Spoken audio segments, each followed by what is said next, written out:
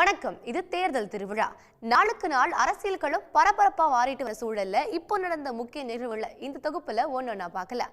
பாஜக கூட தான் கூட்டணி இல்லைன்னு நாங்க தான் செப்டம்பர் மாசமே சொல்லிட்டோமே, அப்புறம் ஏன் இன்னும் கேட்டுட்டே இருக்கீங்கன்னு கேட்டிருக்காரு அதிமுக பொதுச் செயலாளர் எடப்பாடி பழனிசாமி.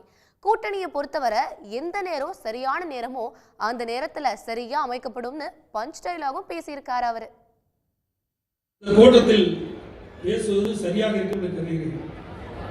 இன்னும் பாரதிய ஜனதா கட்சியோடு இவர்கள் மறைமுக உறவு வைத்துக் கொண்டிருக்கிறேன் சொல்லிக் கொண்டிருக்கிறார்கள். நான் ஏற்கனவே பலமுறை சொல்லிவிட்டேன். மேலே இருக்கின்ற முன்னணி தலைவர்களும் தெளிவுபடுத்தி விட்டார்கள். அனைத்து இந்திய அண்ணா திராவிட முன்னேற்ற கழகத்தை பொறுத்த வரைக்கும் ஏற்கனவே அறிவிக்கப்பட்டு விட்டது.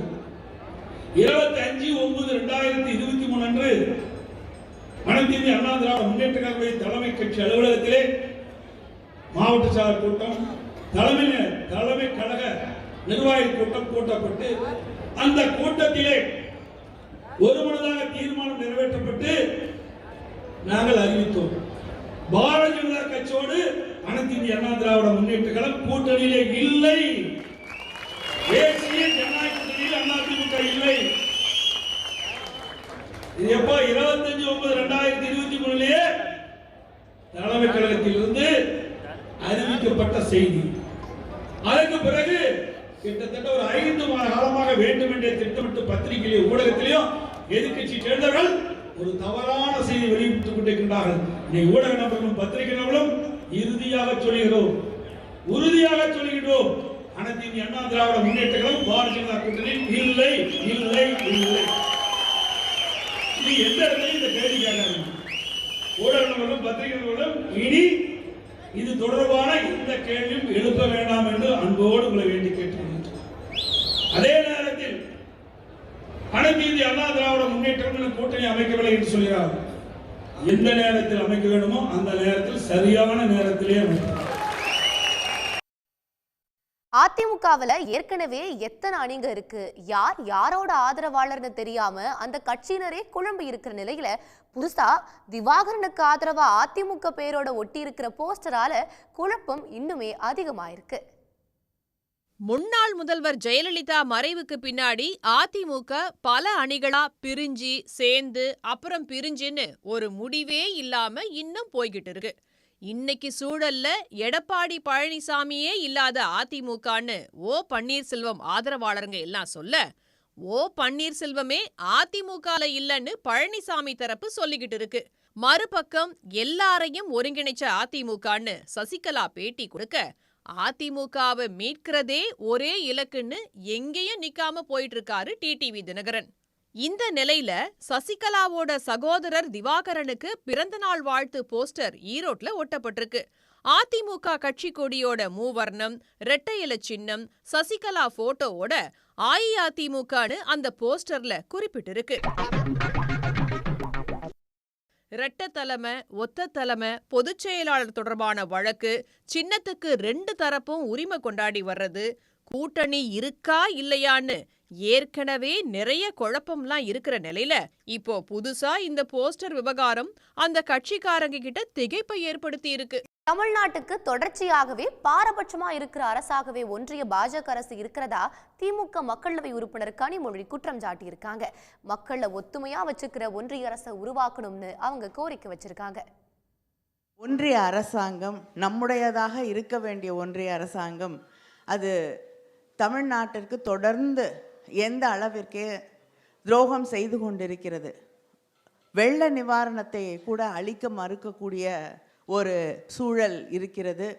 அது மட்டும் இல்லாமல் ஜிஎஸ்டி, இங்கே இருக்கக்கூடிய பல்வேறு தொழில் முனைவோர், சாதாரண தொழில் செய்யக்கூடிய வியாபாரிகள் மிகப்பெரிய அளவில் பாதிக்கப்பட்டிருப்பதற்கு காரணமாக இருக்கக்கூடிய அந்த ஜிஎஸ்டியில் இருக்கக்கூடிய குழப்பங்களை அவர்கள் காது கொடுத்து கூட கேட்க தயாராக இல்லாத ஒரு சூழலிலே ஒன்றிய அரசு நம்முடைய அரசாக, மக்களுடைய அரசாக, மக்களை ஒருங்கிணைத்து ஒற்றுமையாக வாழ வைக்கக்கூடிய, முன்னேற்ற பாதைகளை அழைத்து செல்லக்கூடிய ஒரு அரசாக உருவாக்க வேண்டும். அது உங்கள் கைகளில் இருக்கிறது என்பதை நாம் உணர்ந்து கொண்டு அத்தனை பேரும் ஒரு இந்தியாவை ஒற்றுமையான ஒரு இந்திய அரசை, ஜனநாயகத்திலே நம்பிக்கை கொண்டிருக்கக்கூடிய ஒரு அரசை, வேலை வாய்ப்புகளை உருவாக்கி தரக்கூடிய ஒரு ஆட்சியை அங்கே ஒன்றியத்திலே நாம் அமைக்க வேண்டும்.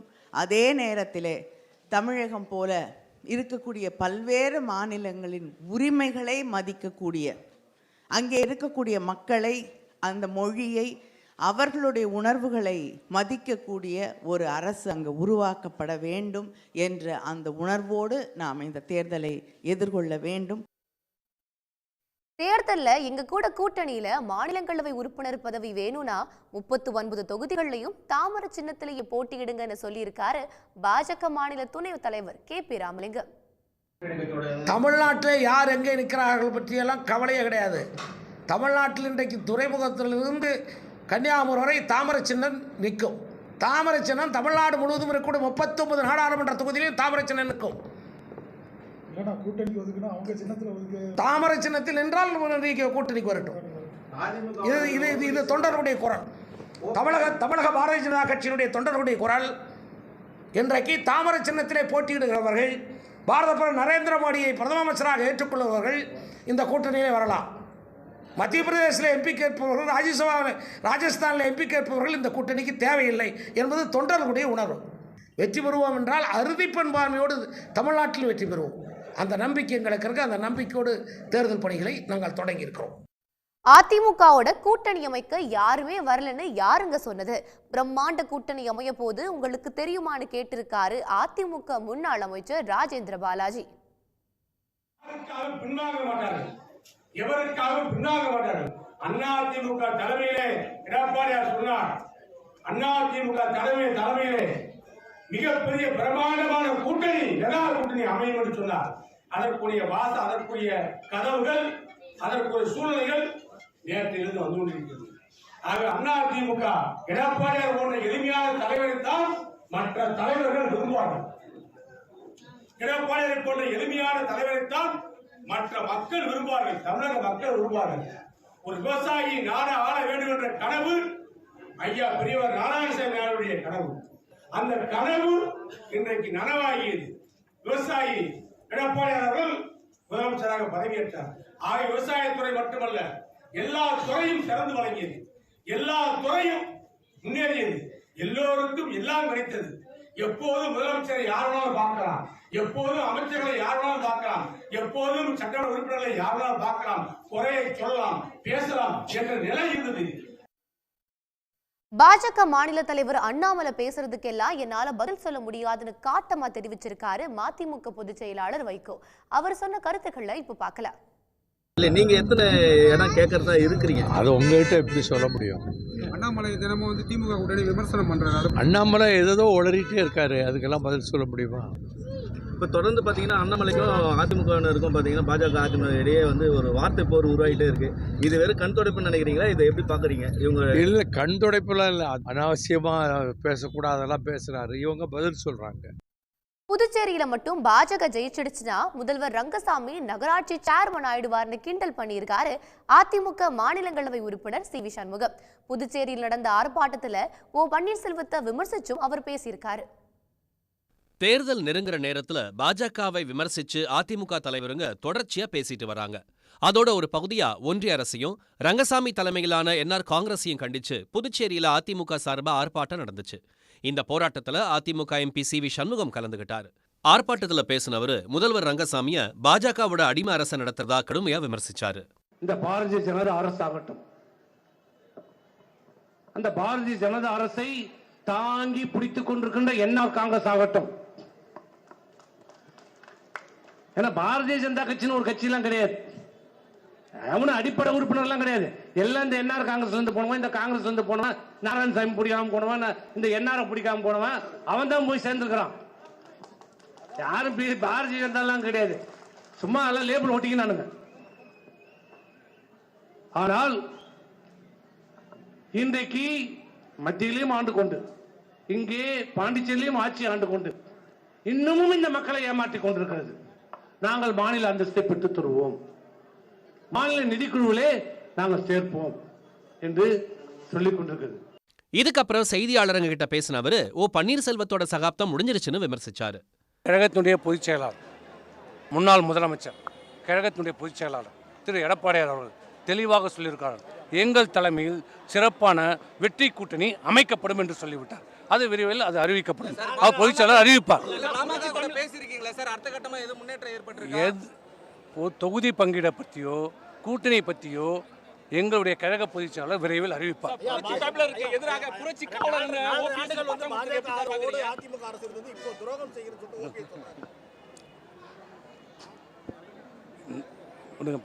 இன்றைக்கு பாண்டியிலே நடைபெறுகிற ஆர்ப்பாட்டம், ஓபிஎஸ் என்பது ஒரு வெட்டு, அவருடைய சகாப்தம் முடிந்து போன ஒன்று. இன்றைக்கு பெருங்காய டப்பா சத்தம் போடும்போது போட்டுக்கொண்டிருக்கிறார். அவர் சொல்வதை யாரும் இங்கே காது கொடுத்து கேட்க தயாராக இல்லை. அண்ணாமலை குறித்த கேள்விக்கு அவர் கூட இருக்கிறவங்களே அண்ணாமலையோட அருமை பெருமைகளை நல்லா பேசுறாங்கன்னு மழுப்பலா பேசிட்டு சண்முகம் அங்கிருந்து கிளம்பிட்டாரு. நாடாளுமன்றத்துல நடுநிலையும் இல்ல, ஜனநாயகமும் இல்லைன்னு விமர்சிச்சிருக்காரு திமுக மாநிலங்களவை குழு தலைவர் திருச்சி சிவா. மாநிலங்களவையில எதிர்க்கட்சி உறுப்பினர்களை ஒன்றிய பாஜக அரசு முடக்குதுன்னும் அவர் குற்றம் சாட்டியிருக்காரு. என்ன நடைபெறுகிறது? நாடாளுமன்றம் அவர்களுடையது, சன்செட் தொலைக்காட்சி அவர்களுடையது, நேரம் முழுவதும் அவர்களுடையது, வெளியில் எப்படி முக்கியமான துறைகள் எல்லாம் அவர்களுடையதாகிவிட்டதோ அதுபோல் இவையும் மாறிவிட்டன. இதையெல்லாம் பேசுகிற போதே நானும் குறிப்பிட்டேன், விரைவில் 2024 இந்தியா கூட்டணி வெற்றி பெறும். நாங்கள் ஒரு வெள்ளை அறிக்கை வைக்கிறோம் உங்களை பற்றி, அப்போது உங்களுக்கு அதிக நேரம் கொடுத்து விளக்கம் தரவும் வாய்ப்பு இருக்கிறோம் என்று கூட நான் பேசுகிற போது குறிப்பிட்டேன். ஆக விசித்திரங்களோடும் வேடிக்கைகளோடும் வினோதங்களோடும் நடைமுறைகளுக்கு மாறாகவும் நாடாளுமன்ற ஜனநாயக முறைகளை மாண்புகளை மாற்றி அமைத்து இந்த ஆட்சி காலம் 10 ஆண்டு காலம் நடந்து முடிந்திருக்கிறது. மீண்டும் இந்த ஆட்சி தொடர்மையானால் இந்தியாவினுடைய எதிர்கால ஜனநாயகம், நாடாளுமன்ற ஜனநாயகம் எல்லாம் மிகப்பெரிய கேள்விக்குறியாகிவிடும். உரிமைகள் பறிக்கப்படும், அதை எடுத்து கேட்பவருடைய போராட்டங்கள் நசுக்கப்படும். இந்த ஆட்சியினுடைய எதேச்சாதிகாரம் மட்டுமே கையோங்கி நிற்கும் என்கிற போது மக்களுக்கு இதன் மூலமாக சொல்வது, நீங்கள் தான் இறுதி தீர்ப்பு தர வேண்டிய நீதிபதிகள், நடப்பதையெல்லாம் பாருங்கள், எந்த விதமான விருப்பு வெறுப்பும் வேண்டாம், நாட்டு நலன் கருதி எதிர்காலத்தை கருதி உங்கள் பிள்ளைகள் நல்ல நாட்டில் வாழ வேண்டும், உலகின் மிகப்பெரிய ஜனநாயக நாடான இந்தியா அதே நிலையில் இருக்க வேண்டும் என்றால் இந்த ஆட்சி மாற வேண்டும் என்ற நல்ல தீர்ப்பை தாருங்கள் என்பதைத்தான் இந்த நேரத்தில் வேண்டுகோளாக வைக்க முடியும். அதிமுக பாஜக கட்சிகள்லாம் இன்னும் கூட்டணி தொகுதி பங்கீடெல்லாம் எந்த முடிவுக்கும் வராத நிலையில கோவையில ஒருத்தர் திமுகவுக்கு ஆதரவா பிரச்சாரத்தையே ஆரம்பிச்சிட்டாரு. யார் அவரு, என்ன மாதிரியான பிரச்சாரத்தை பண்றாருன்னு இப்ப பார்க்கலாம். தேர்தல் நெருங்க ஒவ்வொரு கட்சியும் வித்தியாசமான முறையில வாக்காளர்களை கவர முயற்சி பண்றது வழக்கம். ஆனா நாடாளுமன்ற தேர்தலுக்கான தேதி இன்னும் அறிவிக்கலங்கிறதால தேர்தல் அறிக்கைக்கான தயாரிப்பு, கூட்டணி பேச்சுவார்த்தைன்னு அதுலதான் கவனத்தை செலுத்திட்டு வராங்க. இந்த நிலையில கோவை மாவட்டம் சூலூர்ல திமுகவுக்கு ஆதரவா பிரச்சாரத்துல குதிச்சிருக்காரு குடுகுடுப்பக்காரரான சேலம் கோவிந்தன். தினமும் அதிகாலையும் மாலையிலையும் தான் வழக்கமா போற பகுதிகளுக்கு போற அவரு நல்ல காலம் பிறக்குது ஜக்கம்மா சொல்றான்னு திமுகவுக்கு வாக்கு கேட்டு வராரு. முதலமைச்சரா வந்து நம்ம வீட்டு புள்ள காலேஜுக்கு போகும்போது வருஷம் 12,000 ரூபாய் கிடைக்கும், ஜக்கமா சொல்றா. முக ஸ்டாலின் முதலமைச்சரா வந்து பெண்களுக்காக இலவச பஸ் விட்டுருக்கிறா, ஜக்கமா சொல்றா. முதலமைச்சர் முக ஸ்டாலின் சொல்றவர் தான் பிரதமரா வருவாருன்னு ஜக்கமா சொல்றா. இன்னொரு வாட்டி பிரதமரான மோடி வந்துட்டாருன்னா நாடு தாங்காது, ஜக்கமா சொல்றா. நாடு நாடா இருக்கணும், வீடு வீடா இருக்கணும், பிள்ளைங்கள பாதுகாக்கணும்னா முதலமைச்சர் முக ஸ்டாலின் சொல்றவருக்கு ஓட்டு போட சொல்லி ஜக்கமா சொல்றா. திமுக ஜெயிக்கணும், பாஜக திரும்ப ஆட்சிக்கு வரக்கூடாது அப்படிங்கறதுக்காக காசு எதுவுமே வாங்காம பிரச்சாரத்துல ஈடுபடுறதா சேலம் கோவிந்தன் தெரிவிச்சிருக்காரு. திராவிட முன்னேற்ற கழகத்தை சார்ந்தவர்கள் ஆதரிக்கிறார்களா எதிர்க்கிறார்களா என்பதை விட நான் தலைமையில் முறையாக அனுமதி வாங்க வேண்டும் என்று முடிவெடுத்து அனுமதி வாங்க சென்றிருந்தால் எனக்கு அனுமதி கொடுக்கிறார்களா இல்லையா என்று தெரிந்திருக்கும். நான் அனுமதி எவரிடத்தில் நான் போய் கேட்கவில்லை, அனுமதி வாங்கி வரக்கூடிய இடத்தில் இல்லை. காரணம், நான் திராவிட முன்னேற்ற கழகத்தின் பேச்சாளர் என்பதை விட திராவிட முன்னேற்ற கழகத்தின் கடைகோடி தொண்டனாக இருக்கிறனால் திராவிட முன்னேற்ற கழகம் வெற்றி பெற வேண்டும், எங்கள் கட்சி வெற்றி பெற வேண்டும், எங்கள் முதல்வர் ஆள வேண்டும், இந்த நாட்டில் மோடி என்ற பாசிச ஆட்சி ஒழிய வேண்டும் என்பதற்காக சேலம் கோவிந்தனோட செல்லும் திமுக நிர்வாகிகளும் திமுக மற்றும் கூட்டணி கட்சிகளுக்கு ஆதரவா வாக்கு கேட்டுட்டு வராங்க. பாஜகவோட 10 ஆண்டு ஆட்சியில எந்த வளர்ச்சியும் இல்லைன்னு குற்றம் சாட்டி இருக்காரு மனிதநேய மக்கள் கட்சியோட தலைவர் ஜவாஹிருல்லா. மதவெறியை மட்டும் பயன்படுத்தி ஆட்சிக்கு வரத மக்கள் விரும்ப மாட்டாங்கன்னு அவர் விமர்சிச்சிருக்காரு. கோரிய வெள்ள நிவாரண நிதியை வழங்குவதற்கு ஒன்றிய பாஜக அரசுக்கு விருப்பம் இல்லை. தமிழ்நாடு உள்பட தென் மாநிலங்கள் தரக்கூடிய வரி பங்களிப்பிலே திருப்பி தருவது மிக மிக அற்பம் என்ற ஒரு நிலையில் 10 ஆண்டுகளை நிறைவு செய்திருக்கின்ற மோடி ஆட்சி விகாஸ் வளர்ச்சி என்ற பெயரில் ஆட்சிக்கு வந்தவர்கள் திரு மோடி அவர்களுடைய நண்பர் அதானியினுடைய வளர்ச்சியை மட்டும்தான் இந்த 10 ஆண்டுகளிலே இந்தியா கண்டிருக்கின்றது. பொருளாதார நிபுணர்கள் ஆய்வு செய்து சொல்கிறார்கள், மொத்த நாட்டின் வருவாயில் 40 விழுக்காடு ஒரு விழுக்காட்டினருக்கு மட்டும், அதாவது அதானி போன்றவருக்கு மட்டும்தான் கிடைத்திருக்கின்றது. மதவெறியை மட்டும் பயன்படுத்தி ஆட்சிக்கு வருவதை நிச்சயமாக இனியும் மக்கள் பொறுத்து கொள்ள மாட்டார்கள். வருகின்ற நாடாளுமன்ற தேர்தலில் கருத்து கணிப்புகள் என்ற பெயரில் கருத்து திணிப்புகள் நடத்தப்பட்டாலும் இந்தியா கூட்டணி அமோகமாக வெற்றி பெறும் என்ற நம்பிக்கை எங்களுக்கு இருக்கு. நாம் தமிழர் கட்சியில இருக்கிறவங்க வீட்டிலலாம் ஆதாரம் இல்லாமலா தேசிய புலனாய்வு முகமை சோதனை நடத்தி இருக்கும்னு கேட்டிருக்காரு பாஜக மூத்த தலைவர் ஹெச் ராஜா. அவர் சொன்ன கருத்துக்களை இப்ப பார்க்கலாம். தமிழர் அதனுடைய தலைவர்கள் வீட்டில் ரைடு நடந்திருக்கு, என்கொயரிக்கு கூப்பிட்டுருக்காங்க. ஆயுதங்கள் வச்சுக்கிறதுக்கு என்ன அவசியம் இருக்குது? லிட்ரேச்சர் இருக்கலாம், நீங்கள் அது விடுதலை புலிகளோட லிட்ரேச்சர் கிடச்சிதுன்னு சொன்னால் ஐ கேன் அண்டர்ஸ்டாண்ட். அதுவே வச்சுக்கக்கூடாது தான், ஆனால் ஐ கேன் அண்டர்ஸ்டாண்ட். பட்டு வெப்பன் இருக்கிறதுக்கு என்ன நியாயம் இருக்கா? யாருக்கு எதிராக அப்போ பயன்படுத்த போகிறீங்க? அதனால் என்னையுடைய விசாரணைகள் வந்து சில ரிலையபிள் இன்புட்ஸ் அடிப்படையில் நடக்கும். பாஜகவுக்கு எதிராக பேசினாதான் வாக்கு அப்படிங்கிற நிலைக்கு அதிமுக வந்துட்டதா கிண்டல் பண்ணியிருக்காரு அமைச்சர் மனோ தங்கராஜ். அவர் சொன்ன கருத்துக்களை பார்க்கலாம். பிஜேபி விமர்சனம் செய்யாமல் அதிமுகவால் அரசியல் பண்ண முடியாது. ஏன்னா பிஜேபி அவ்வளவு அட்டூழியத்தை, அநியாயத்தை, அநீதியை தமிழ் மக்களுக்கு எதிராக, தென்னிந்திய மக்களுக்கு எதிராக இன்றைக்கு கட்டவிழ்த்து கொண்டிருக்கிறது. எனவே அது வந்து இந்த எலெக்ஷனில் ஒரு மிகப்பெரிய டாப்பிக்காக இருக்கிறது. ஏன்னா ஒவ்வொரு சாமானிய மனிதனும் ஒன்றை புரிந்து கொள்ள வேண்டும். நாம் கட்டக்கூடிய ஜிஎஸ்டி வரியில் ஒரு மிக குறைந்த சதவீதம் தான் நமக்கு தாராங்க.